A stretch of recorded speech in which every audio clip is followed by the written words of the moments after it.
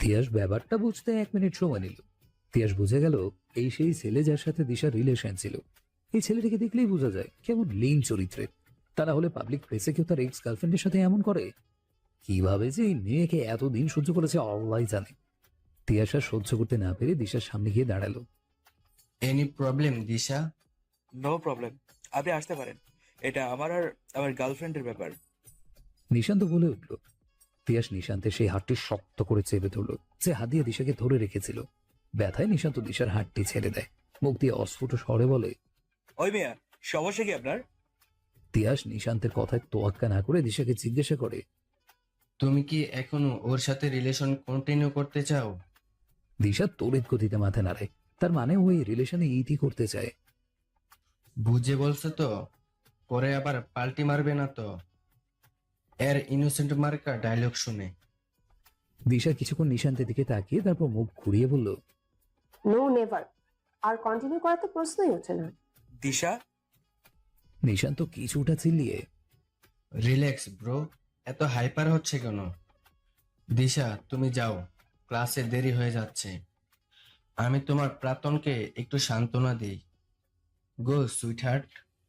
দিশা কলেজের ভেতরে প্রবেশ করতে করতে আরো একবার পেছন ঘুরে তাকালো। চলছে কি দুজনের মধ্যে আল্লাহই জানে। হু আর ইউ? আপনি কেন আমাদের মাঝে আসলেন? আমার গার্লফ্রেন্ড রাগ করেছে, আমি তার রাগ ভাঙিয়ে ফেলবো। Please stay way. তিয়াস নিশান্তের এক কাঁধে হাত রেখে বলল, তা কি করে হয় ভাই? তোমার প্রাক্তন এখন আমার গার্লফ্রেন্ড, আর আল্লাহ চাইলে কাল আমার ওয়াইফ হবে। তাহলে বলো আমি এসব থেকে দূরে থাকবো কিভাবে? কি সব আবল তাবল বলতেছেন? এ হতে পারে না। আমরা অনেক বছর ধরে রিলেশনে ছিলাম। দিশু আমাকে এত তাড়াতাড়ি ভুলতে পারবে না, কোনোভাবেই না। ব্রো সমস্যা নেই, আমার ভালোবাসায় সব ভুলিয়ে দেব। আর রিলেশনের বয়স দিয়ে কি হবে? তখন তো ও নিজেও বাচ্চা ছিল, আর একটা বাচ্চা মেয়েকে চকলেট ললিপপ দিয়ে ভুলিয়ে বালিয়ে প্রেমে ফেলেছো। মনে করেছো বাচ্চা মেয়েটি বাচ্চাই থাকবে, তোমার আসল চেহারা কোনোদিন দেখতে পাবে না। যেমনি নাচাবে তেমনি নাচবে। কিন্তু ভুলে গিয়েছো বাপের উপরও বাপ আছে। তোমার যে কুকুরের মতো জায়গায় জায়গায় মুখ দেওয়ার স্বভাব আছে, তার দিশা হয়তো কখনো জানতেই পারতো না। কিন্তু কি করব বলো? মেয়েটি খুব ইনোসেন্ট, প্রথম দেখাতেই প্রেমে পড়ে গিয়েছিলাম। অনেক বাপ আছে। তোমার যে কুকুরের মতো জায়গায় জায়গায় মুখ দেওয়ার স্বভাব আছে, তার দিশা হয়তো কখনো জানতেই পারতো না। কিন্তু কি করব বলো? মেয়েটি খুব ইনোসেন্ট, প্রথম দেখাতেই প্রেমে পড়ে গিয়েছিলাম অনেক আগে। কিন্তু তোমার সাথে রিলেশন চলে বলে চুপ করেছিলাম। কিন্তু তোমার এত এত সুনাম শোনার পর সইতে পারলাম না, তাই সব সত্য দিশার সামনে তুলে ধরলাম। আর দেখো কি হলো, কাল যে তোমার গার্লফ্রেন্ড ছিল, আজ তোমার প্রাক্তন। তিয়াস এবার নিশান্তের কাঁধ থেকে হাত সরিয়ে সামনে এসে নিশান্তের কলারটা ঠিক করতে করতে বলল, আর যদি দিশাকে ডিস্টার্ব করতে দেখি বা দিশার কৃষিমানে দেখি, তাহলে তোমার বংশের তোমার পর আর কেউ বংশবৃদ্ধি করতে পারবে না। রাস্তায় রাখবো না আমি। নিশান্ত চোখ গরম করে তিয়াসের দিকে তাকালো। আর তিয়াস চোখে সানগ্লাসটা পরে ভাঙা হেসে গাড়িতে উঠে চলে গেল। ভাই, পোলাটাকে চিনতে পারছেন? কলেজেরই এক ছোট ভাই নিশান্তকে জিজ্ঞাসা করছে। নিশান্ত বিরক্ত চোখে সোহেলের দিকে তাকালো। না, কেন? কোন গ্রহের প্রাইম মিনিস্টার যে চিনতে হবে? না, প্রাইম মিনিস্টার না, তবে কমও না। মানে কে এটা? তুই চিনিস? আপনি গভীর, আপনি গাড়ি পিছনের লোগোটা মনে হয় খেয়ালই করেন নাই। কেন? প্যান্টটা সাবধানে রাখেন, না হলে কইলাম নিয়ে যাইব। হারাম জাদা, মস্করি করস? আমি কি তোর বোনের জামাই লাগি রে? আরে ভাই চেতেন কে? আপনি যে ব্র্যান্ডের প্যান্টটা পরছেন না, এটা ওইগুলা গো। আর দেখেন, আপনার প্যান্টও ওই একই লোগো দেওয়া। আর সব থেকে বড় কথা, আয়ন মাহবুবের ভাই হয় এটা। নায়ন রে? ওইটা না তো। হুম, ঠিক বলেছেন। তাই বলছি, পানিতে থাইকা কুমিরের সাথে লড়তে যায় না। এই পোলার কথা যাই না, কিন্তু আয়ন মাহবুব কিন্তু খাতারনাক লোক। কিন্তু ভাববার বিষয়, আমার পোষা বিড়ালের পাতে এত বড় বোয়াল মাছ ধরা পড়লো কেমনে? অতীত দিনটি ছিল শুক্রবার। ঢাকার বিলাসবহুল হোটেল ওয়েস্টিনে একটা বিজনেস পার্টির ইনভাইটেশন পেয়েছিল দিনেশ। দিনেশের বিয়ে হবার সুবাদে তিতির কেউ সেই পার্টিতে উপস্থিত থাকতে হবে, আর দিনেশ তা আগেই তিতিরকে জানিয়ে দিয়েছিল। দিনেশের জন্য অপেক্ষা করতে বলল, কারণ রাত 8টায় তিতিরের বাসার সামনে থেকে দিনেশ নিজেই পিক করে নেবে বলে। প্রথমে তিতির রাজি হয়নি, ও একাই যেতে পারবে বলল। কিন্তু দিনেশের যুক্তির কাছে লাস্ট মুহূর্তে হারতে হলো তিতিরকে, কারণ তিতির হোটেলের লোকেশনটা সম্পর্কে সম্পূর্ণরূপে অবগত নয়। এটা তিতিরের জন্য সম্পূর্ণ নতুন, আর তিতিরের বাড়ি হোটেল থেকেও অনেকটা দূরে। তাই তিতিরের জন্য রাতের বেলা একলা ওখানে যাওয়া অনেকটা রিস্কের ব্যাপার। উপায় না পেয়ে দিনেশের সাথেই যেতে রাজি হলো তিতির। দিনেশ গাড়ির সাথে হেলান দিয়ে দাঁড়িয়ে তিতিরের জন্য অপেক্ষা করছিল। হঠাৎ দিনেশের চোখ আটকে গেল সামনে দাঁড়িয়ে থাকা রমণীর উপর। মনে হয় তখনই একটা হার্টবিট মিস করলো দিনেশ। ব্ল্যাক শাড়িতে নিজেকে জড়িয়ে রেখে ওকে হালকা মেকআপের টাচ আপ, ব্যাস এতেই মনে হয় এই নারী আজ খুন করার উদ্দেশ্যে রাতের আধারে নেমেছে। তিতিরের গোলাপি ঠোঁটে আজ লাল আভা পড়েছে, যা তিতিরকে ব্ল্যাকের মধ্যে একদম ইউনিক লুক এনে দিয়েছে। হাতে বরাবরের মতোই দুটো চুড়ি, নাকে স্টোনের একটা নাকফুল তারার মতো চলমল করছে। দিনেশের মুখ দিয়ে অজান্তেই বের হয়ে গেল, ওয়াও, ব্ল্যাক অ্যাঞ্জেল। আর এতেই বুকের কোনো এক পাশে লেগেছে খুব করে। একটা অস্বচ্ছ যন্ত্রণা করছে, যার অনুভূতিগুলো দিনেশের খুব ভালো লাগছে। দিনেশ মুহূর্তেই চোখ দুটো বন্ধ করে ফেলল। মনে প্রজাপতিগুলো উড়ো উড়ো করছে, বাগানের ফুলগুলো হাওয়াতে দুলছে, আর তার সাথে তাল মিলিয়ে দিনেশের ভেতরটাও তোল পাড় করছে। জীবনে কত নারী সংস্পর্শে এসেছে দিনেশ, কিন্তু কখনো কোনো নারীকে দেখে দিনেশ এতটা মুক্ত হয়নি। কিন্তু কেন জানি প্রতিবার তিতিরকে দেখলে দিনেশ চোখ সরাতেই পারে না। দিনেশ বুঝতে পারছে না এটা কি তার চক্ষু সমস্যা নাকি অন্য কিছু। খুব শীঘ্রই যে তার ডাক্তার দেখানোর প্রয়োজন পড়বে এই বিষয়ে নিশ্চিত সে, তাও আবার মনের ডাক্তার। পার্টিতে সবাই সবার মতো ব্যস্ত, পরিচিত কেউ নেই বলে তিতিরও একটা সাইডে চুপচাপ দাঁড়িয়ে আছে। দিনেশ তার কিছু ক্লায়েন্টদের সাথে কথা বলছিল, আর চোখে তিতিরকে বারবার দেখছিল। তখনই সেখানে এন্ট্রি করেন দেশের গণ্যমান্য আরেক ব্যবসায়ী ফরওয়াদ খান। মধ্যবয়সী ভদ্রলোকটি এসেই দিনেশের সাথে হাত মিলিয়ে কুশল বিনিময় করেন। এরপর ব্যবসা সংক্রান্ত কথা বলার সময় দিনেশের চোখের দৃষ্টি বরাবর তাকায় ফরওয়াদ খান। ফরওয়াদের গভীর দৃষ্টি পড়ে যায় তিতিরের উপর, তাই দিনেশকে জিজ্ঞাসা করেই ফেলে, who is this pretty lady? কি আমার? দিনেশ বিনা সংকোচে মুচকি হেসে কথাটি বলে, তাই নাকি? ইন্টারেস্টিং। ফরওয়াদ কিছুক্ষণ ভেবে দিনেশকে একটা অফার করে। মিস্টার দিনেশ, এখন থেকে আমার কোম্পানির সব প্রজেক্ট আপনার কোম্পানি পাবে। তাই নাকি? এটা তো খুব ভালো খবর, শুনে খুশি হলাম। তবে একটা শর্ত আছে আমার। দিনেশ ভ্রুটা কিঞ্চিত কুঁচকিয়ে, কি? ফরওয়াদ চোখের ইশারায় তিতিরকে দেখালো। ওকে আমার চাই। আসলে ফরওয়াদ একটা মেয়েবাজ, মেয়েদের নেশায় থাকতে বেশি পছন্দ করে। তাই তো যেখানেই কোনো সুন্দর মেয়ে দেখবে সেখানেই তার লোলুপ দৃষ্টি নিক্ষেপ করে। আর আজও তার ব্যতিক্রম হয়নি। ও নোংরা দৃষ্টি পড়ল আজ তিতিরের উপর। দিনেশ প্রথমে ব্যাপারটা বুঝতে পারল না, তাই নিঃসংকোচে জিজ্ঞাসা করলো, মানে? উফ দিনেশ, তুমিও না এতটা বোকা কেন? দেখো, আমার সব কন্ট্রাক্ট তুমি পাবে এখন থেকে। বিনিময়ে তোমার বিয়েকে আমার বিছানায় যেতে হবে। আই হোপ তুমি বুঝতে পেরেছো বাকিটা। মুহূর্তেই দিনেশের মাথা গরম হয়ে গেল। মাথার ফোলা রোগগুলোকে দু আঙুল দিয়ে চেপে ধরলো। চল শক্ত করে দিনেশ ফরওয়াদকে ঠান্ডা মেজাজে বলল, ভয়েস তো কম হয়নি আপনার, তবুও বিমরতি যাচ্ছে না। এই বয়সে এত উত্তেজনা কিন্তু শরীরের জন্য ভালো না, তাই কি জানেন? কখন কি হয়ে যায় বুঝতে পারবেন না। Dinesh, mind you language. আর তোমার সমস্যা কি? বিজনেসে এসব তো চলেই। তুমি তো নতুন না এই জগতে। তাছাড়া আমি তোমার গার্লফ্রেন্ডের সাথে বেড শেয়ার করার কথা বলিনি। She is just your PA. Dinesh মুখ দিয়ে কিছু বলল না, জাস্ট বাঁকা হাসলো। আর এই হাসির রহস্য ফরওয়াদ ধরতে পারল না। পরিচিত কারো ডাকে ফরওয়াদ চলে যায় ওখানে, আর দিনেশকে ভাবতে বলে ব্যাপারটা নিয়ে। ফরওয়াদ চলে যাওয়ার পরেই দিনেশ ফোন করে আয়ানকে। নাম ফরওয়াদ খান, আমি এই কোম্পানির সব ব্যাকগ্রাউন্ড জানতে চাই। আর আজকের পর থেকে এই কোম্পানির সাথে আমাদের সকল পার্টনারশিপও বাতিল। ফোনের ওপর পাশ থেকে আয়ন, কি করেছে? আমার একটা মূল্যবান জিনিসে নিজের কুদৃষ্টি দিয়েছে, যা আমার একদম পছন্দ হয়নি দোস্ত। কতদূর নিয়ে যেতে চাস বিষয়টি? আমি ফরওয়াদকে ভিখারিতে পরিণত হতে দেখতে চাই। হয়ে যাবে, just relax and enjoy your party. আয়নের সাথে কথা বলেই দিনেশ তিতিরের দিকে তাকালো, কিন্তু তিতির ওর জায়গায় ছিল না তখন। তা দেখে দিনেশ একটু চিন্তিত হয়ে খুঁজতে লাগলো তিতিরকে। তিতিরের সাথে এতক্ষণ ধরে কথা বলছিল যে মেয়েটি, তাকে জিজ্ঞেস করে জানতে পারে তিতিরের নাকি হঠাৎ করে শরীর খারাপ লাগছে, তাই ও একটু ওয়াশরুমের দিকে গিয়েছে। দিনেশও কিছু না ভেবে লেডিস ওয়াশরুমের দিকে ছুটে গেল। হঠাৎ কি হলো তিতিরের এসব ভাবতে ভাবতে তিতির সিনের সামনে দাঁড়িয়ে আয়নের দিকে তাকিয়ে আছে অদ্ভুত ভাবে।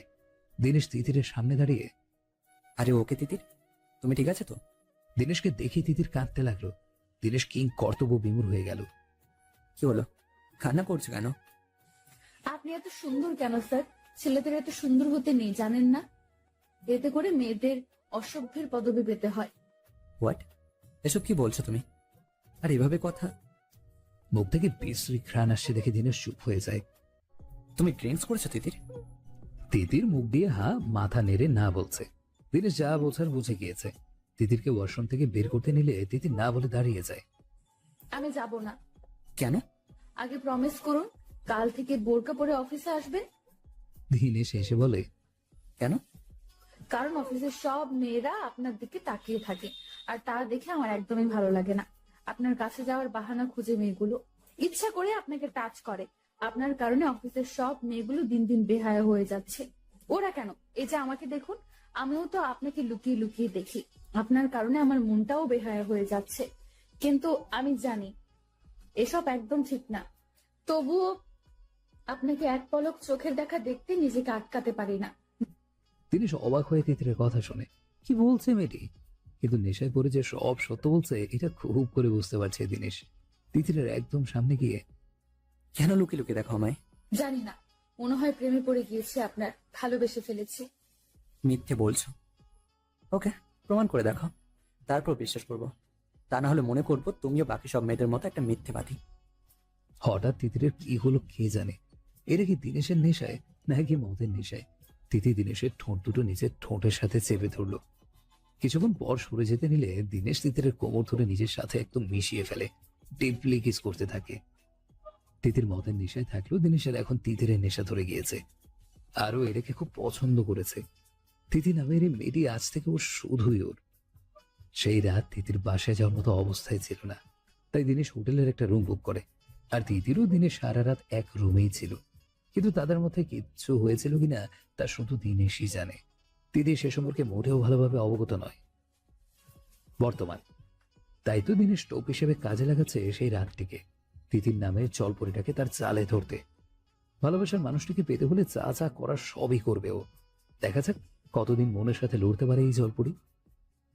ফোনে কথা বলতে বলতে আয়নের চোখ পড়লো প্রিয়র উপর। ব্যালকনিতে দাঁড়িয়ে এক দৃষ্টিতে বাইরে তাকিয়ে আছে মেয়েটি, হয়তো কিছু ভাবছে। আয়নের মনটা উদাসীন হয়ে পড়ে। আয়ন চায় মন থেকে চায় সব ঠিক হয়ে যায়, প্রিয়র মুখের হাসিটি আবার যেন ফিরে আসে। কিন্তু বারবার ব্যর্থ হতে হয়। কেন যে সব ঠিক করতে গিয়ে আবার প্রিয়কে কষ্ট দিয়ে ফেলে আয়ন নিজেও জানে না। কি করবে আয়ন বুঝতে পারছে না। ওরও মন চায় সাধারণ কাপলদের মতো চলতে, হাসি খুশি বাকি জীবনটা পার করতে প্রিয়র সাথে। কিন্তু সুখ যেন তার চির শত্রু, ধরা তীরে গিয়েও ধরা পড়ে না। আয়ন এসব ভাবতে ভাবতে প্রিয়র দিকে এগিয়ে গেল। প্রিয় দৃষ্টির সাথে তাল মিলিয়ে নিজের দৃষ্টিও সামনে নিক্ষেপ করলো। দূর থেকে দেখা যাচ্ছে সামনের ঝিলে কিছু নতুন কবতী একে অপরের হাত ধরে নৌকায় ঘুরে বেড়াচ্ছে।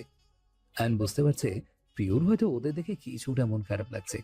প্রিয়র মন অন্যদিকে ঘোরাবার জন্য, জানিস এই ঝিলে অনেক মাছও আছে, আর অনেকে নাকি এখানে শুধু মাছ ধরতে আসে। প্রিয় তখনও চুপ। আয়ন আবার বলে, এখানে কি দাঁড়িয়ে থাকবি? বাইরে চল, পুরো রিসর্টটা আরো সুন্দর, দেখলেই মন ভরে যাবে। চল। আয়ন প্রিয়র হাতটা ধরে। তোমার ভালো লাগছে না কিন্তু তুমিই যাও, আমাকে একটু একা ছেড়ে দাও। প্রিয় আয়নের কাছ থেকে নিজের হাতটি ছুটিয়ে বলল। আয়নের এখন রাগ উঠছে, ভীষণ রাগ। এই মেয়েটির কি আমার প্রতি কোনো মায়া হয় না? সব কাজকর্ম ফেলে ওকে নিয়ে এখানে এসে পড়েছি, অথচ এর কোনো মূল্যই নেই ওর কাছে। আয়ন কিছু বলতে নেবে ঠিক সেই সময় দরজায় কেউ টোকা দেয়।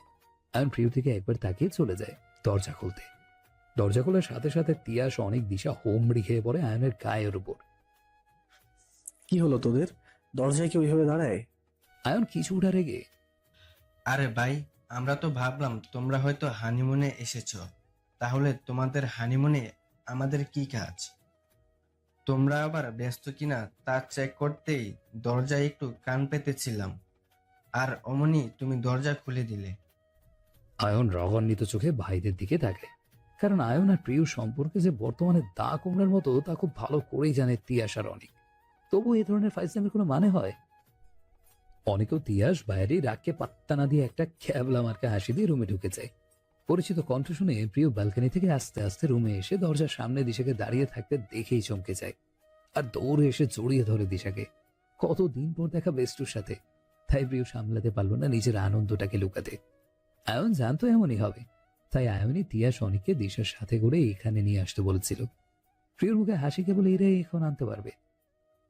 কি রে বেমান, আমাদের কি চোখে দেখিস না? তিয়াস প্রিয়কে উদ্দেশ্য করে কথাটি বলল। দেখছো আয়ান্দা, আমরা তোমার বইয়ের জন্য কাজকর্ম ফেলে চলে আসলাম এখানে ওকে এন্টারটেইন করতে। আরো আমাদের নোবেলও করছে। অনেক ভাই আমার, বলতো বাইসা আছি কোন শালার লাইগা? আমার আরো আগে মরণ হলো না কেন? একটু অ্যাক্টিং করে উফ, এই যন্ত্রণা আর সইতে পারছি না। আমাকে একটু বিষ এনে দাও, বিষ, যা আমি খাইয়া মইরা যাবো। শোন অনেক, আমি হা করি, তুই ঢাইলা দিস। কিপটামি কিন্তু একটু করিস না ভাই আমার। তিয়াসের কথা শুনে প্রিয় অহট্ট হাসিতে হাসতে লাগলো, আর আয়ন মুগ্ধ হয়ে প্রিয় সেই হাসি দেখতে লাগলো। আজ অনেক দিন পর প্রিয়কে এইভাবে হাসতে দেখেছে আয়ন। পূর্ণিমা রাত, চারিদিকে ঘন অন্ধকার।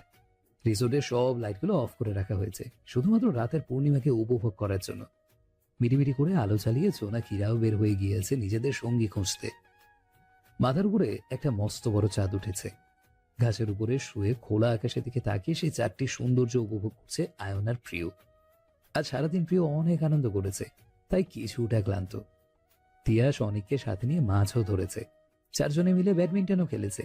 তবে খেলায় প্রিয় বার হারার কারণে মন খারাপ করে বসে পড়েছিল, কারণ প্রিয়র বিপক্ষ দল ছিল তিয়াস আর দিশা। ওরা দুজনই ব্যাডমিন্টনের মাস্টার বলতে গেলে। প্রিয় ভালো খেলে, কিন্তু এই খেলায় অনেক কাঁচা, তাই তো প্রিয়র এই অবস্থা। রাগে কচকচিয়ে প্রিয় অনেকের দিকে তাকায়। ভাই, তোমার কারণে আমাকে হারতে হচ্ছে বারবার। তুমি কেমন ছেলে, সামান্য ব্যাডমিন্টন খেলতে পারো না? তোমার থেকে 1-2 বাচ্চারাও ভালো খেলে।